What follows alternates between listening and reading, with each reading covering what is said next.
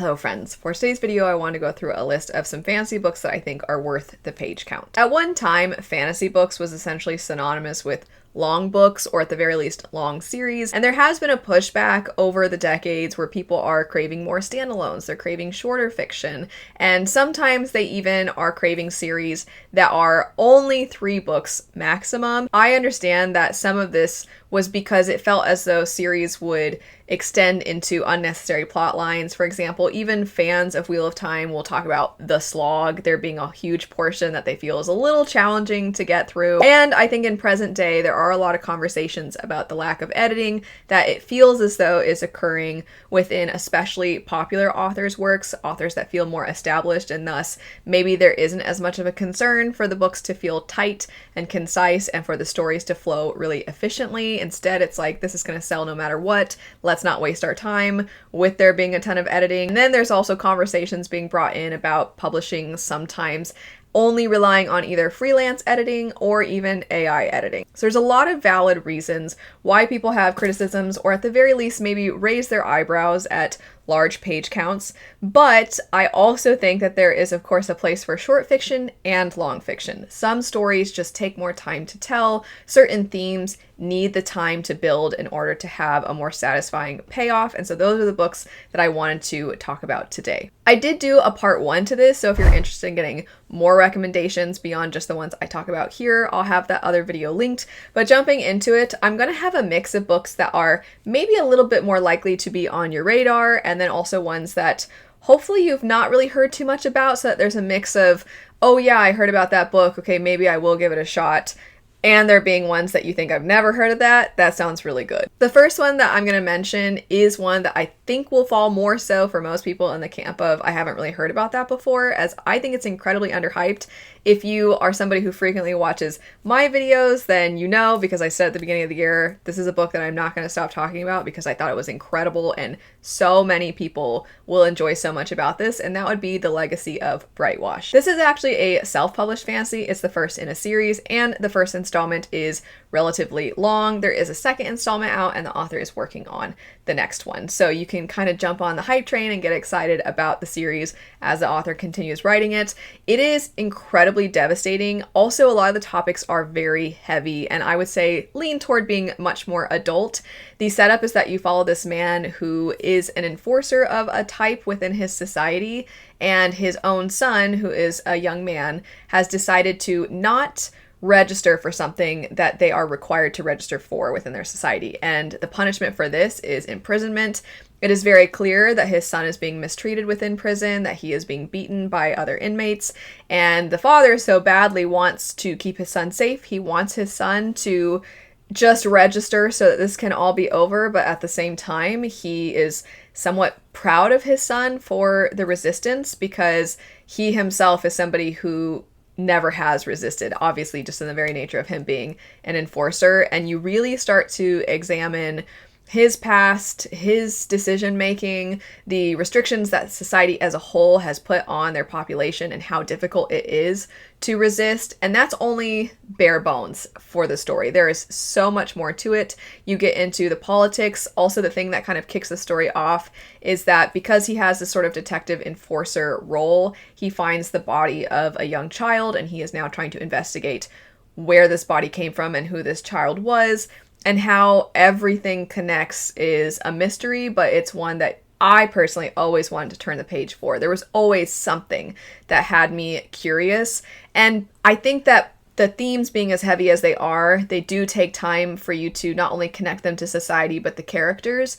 So it's one of those stories where while it's very deeply personal, and as a character-driven reader, I loved that, it also speaks to grander things and it shows how those grand things trickle down to the individual. It was very good. There's so much more, as noted, than what I've even said here. Highly, highly, highly recommend this one. It deserves so much more attention. Sticking with some self-published works, actually, we have 2 additional self-pub books, and that would be Dragon Mage. This is the first in a series, and very exciting news. The second one is coming out in 2026. The author only just recently announced this, which is incredible. And as a fan of that first book, one of my favorite things I picked up in 2025, I cannot wait to get into the next one. And then also we have Ascendant, which is actually a dragon fantasy also. Ascendant, I'll stick with this one first. So this is a story that I continuously always say is kind of that classic A Boy and His Dragon sort of story.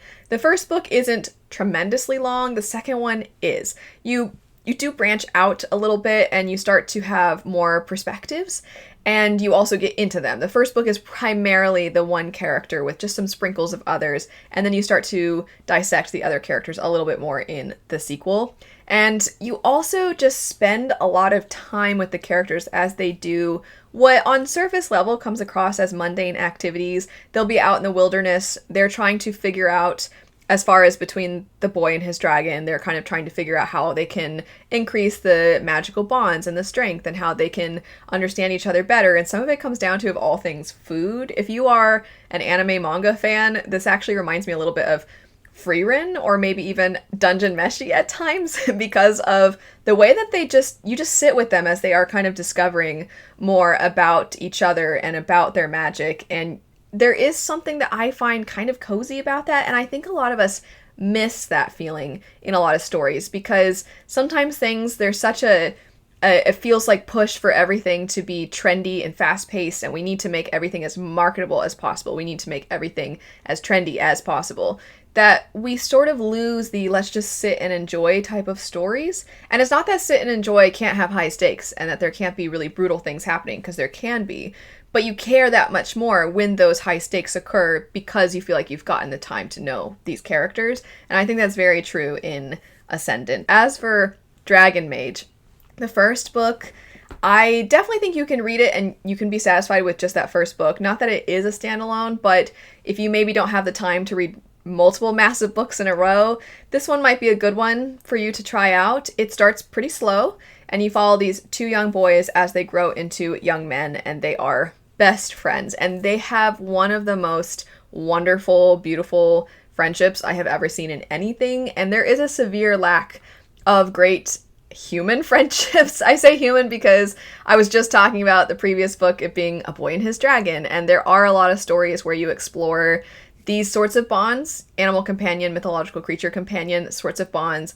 We have a lot of books that talk about the romance, but the actual friendship side of things we don't see as much of, and the friendship in this is incredible. You also have a world where the stakes, you understand where the antagonists are coming from, because as far as you can tell, the only way to push back against the threats of their world are to utilize certain people who have magical abilities.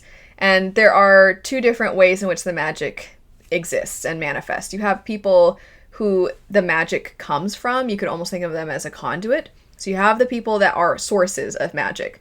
Then you have people that maybe don't have that as a source, but they can be given it. It can be transferred to them, and then they can use it. Most people don't have themselves as sources. They are very, very rare, and the way that their society looks at it is one individual is not enough, or a handful of individuals isn't enough. But if we can dilute that into an army, basically, then we can push back against the threats to society. However, this process of extracting magic from certain people is brutal, but you don't know what else they're supposed to do. So you recognize why the world is the way it is and why they're making these decisions. You just don't know what the solution is, because if that doesn't happen, then do you just let all of society go? Do you let everything go to its ruin? There's also a little bit more to the magic and the types of magic wielding, you could say, or maybe resisting, that you get in the story. And then, of course, there's way more with the lore and understanding what's going on that exists within the story. It's very, very good. And I think as far as epic fantasy goes, you really do explore so much just within this first entry. Speaking of epic fantasy, this next one, if you're new to the channel, I hope that this is something that you haven't heard too much about, in the sense that I hope that I can provide an underhyped book rec for you. But if you have been watching regularly, I'm so sorry. I've talked about this so much since I've read it, but it is so good. And I want it to go from being underhyped to being something that a lot of people can't shut up about, because I think it deserves it. And that would be the Talon duology by Jen Williams. I as soon as I started this, I was like, this is why I love fantasy. Because when you read a lot of fantasy, especially if you read a mix of kind of newer and backlist, you start to see how things influence each other. You start to see trends. You start to see the way that maybe, oh, this book definitely, it felt like, was the thing that a lot of publishers were trying to find the next one of this. And then every now and then you get something that you're like, oh my gosh, this is a breath of fresh air. It just feels so unique and so creative. And it's not that it doesn't pay homage to certain lore, but it's just doing it all in a way that feels so unique and so creative and so cool, and that you find yourself invested in right away. So the Talon duology kicks off with these griffins deciding if they want to kill a human child that they find. So that's how it opens. And then you fast forward to a character who is a soldier, or was a soldier, and now that pretty much her empire has conquered everyone, she doesn't really know what to do with her life, but she's starting to have these very strange memories, and she doesn't know if they're hers. She doesn't know exactly where they're coming from, but she wants to find out. Also, her empire created what are basically super soldiers through the bones of titans. Titans being these mythical beings for the most part. There's only a few remaining in their world. So this would include dragons, unicorns, a kraken. There was all these mythical creatures that used to exist that have died out. And they're able to make super soldiers out of the bones of those beings. It does impact your memories, so you recognize that's the source of our main character's memory loss, but you also don't know exactly what is going on with her memories, and in her desire to discover this, she decides to go to this place called Brittletaine, where some of the last remaining living titans are. You have also so many other things going on in the story. You have certain plot lines that lean into horror in some ways. You have certain plot lines that definitely feel much more rooted in British mythology. So you have a mix of things, but Jen Williams just has a way of writing epic fantasy that is efficient, evocative, interesting. She just does so much, and she really utilizes fantasy. She utilizes creative world building, cool creatures, cool magic. She just has a way of using, it feels like, all of it. I in part one talked about the Winnowing Flame trilogy because I just think she's incredible. I really hope she writes more epic fantasy because I think she is one of the best at it, and the Talon duology is no exception. Now for the next one. I almost feel like I have to explain myself because when I read this book, I even said, in some ways, it feels like this entire book could have been borderline a novella, except for it's not. It's really long, which would make you think that what I'm saying is that it should have been cut a lot. But it just wouldn't be what it is if it wasn't really long, and that would be Jonathan Strange and Mr. Norrell.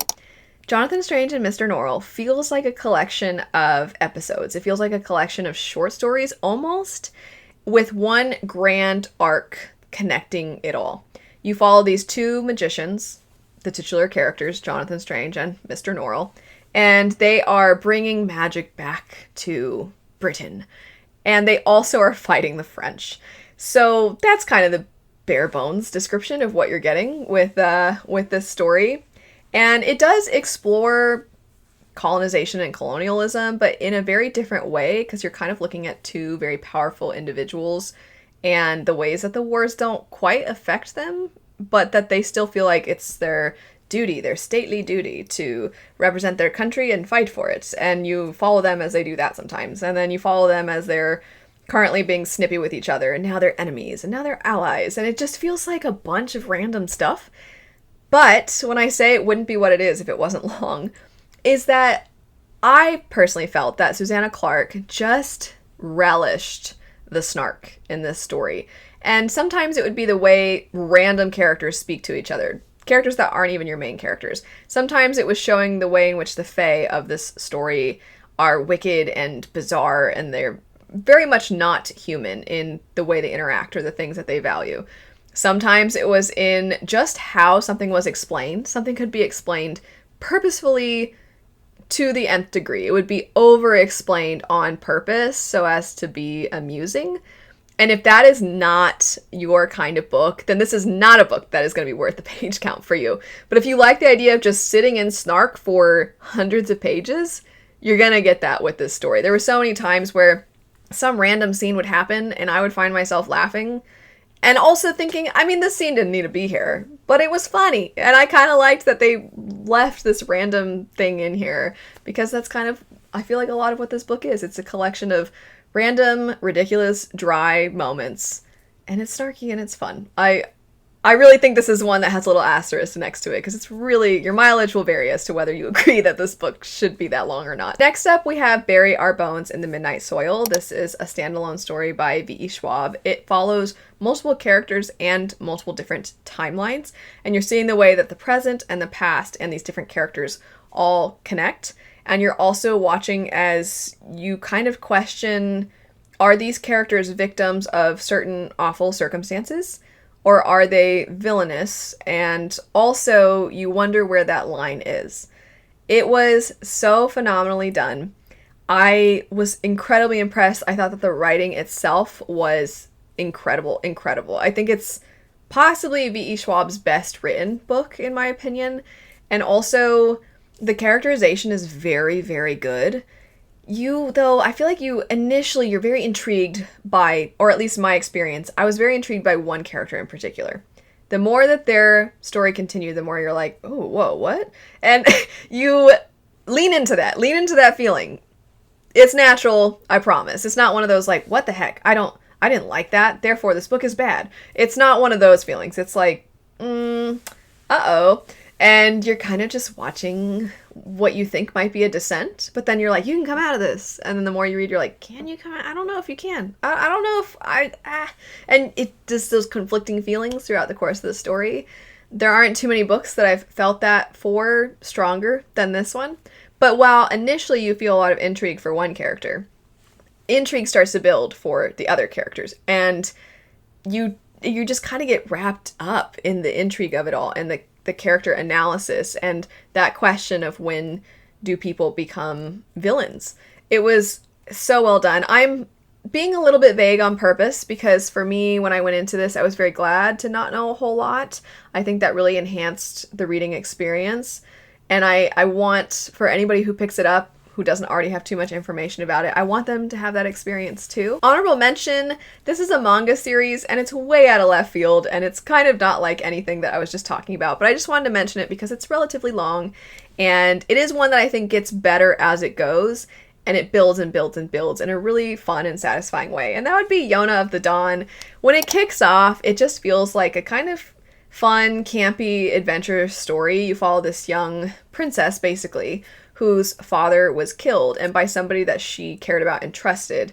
And then now she is on the run, and in an effort to try and get enough power that she can reclaim her throne, she's sort of collecting allies. And some of these allies end up being these people with dragon powers. So she's kind of collecting all of the people with dragon powers, and then also finding connections and friendship along the way. And the politics just gets bigger and bigger, and you have these really interesting epic battles, and people from other kingdoms start getting introduced, and everything, even though it seemed like it was starting small, it really expands in a way that you can only accomplish in something that has a lot of time dedicated to it. It is a manga series, and I know it's very common for manga and anime fans to be like, oh, just wait till you get to like episode 1000 and then it's really good. So I'm not trying to do that. It's just, it's really fun, and it's a good story, and I think the more you get into it, the more enjoyable it is. It starts kind of youthful feeling, and I think the further in you get, the more serious it gets. The more you care about the characters, the more you wonder, are we all going to make it out of this? And I quite enjoy Yona of the Dawn, so I just want to throw that one in there as well. As noted at the beginning, I did do a whole part 1, so if you're looking for more recommendations, I'll have part 1 linked. I'll have all of the books I mentioned today linked. I'll have the manga series I mentioned linked. Also, if you're interested, I do have 2 epic fantasy books that I've written that are much longer, and a lot of the intention behind some of what was done, I personally felt could only be done with a large page count. So if you're interested in those, I'll have my books linked in the description bar as well. But feel free to let me know and let other people know what are some fantasy books that you feel like, no, they absolutely had to be this long. It's not an editing issue. It's not a rambling issue. There was a lot of purpose behind it. No time was wasted. It's just, it was a lot of time. What are your book recommendations that are like that? I would love to know. It doesn't just have to be adult fantasy. I know that's kind of what I focused on today. It can be young adult as well. But anyway, thanks so much for watching. I hope you have a great rest of your day, and I'll see you later. Bye.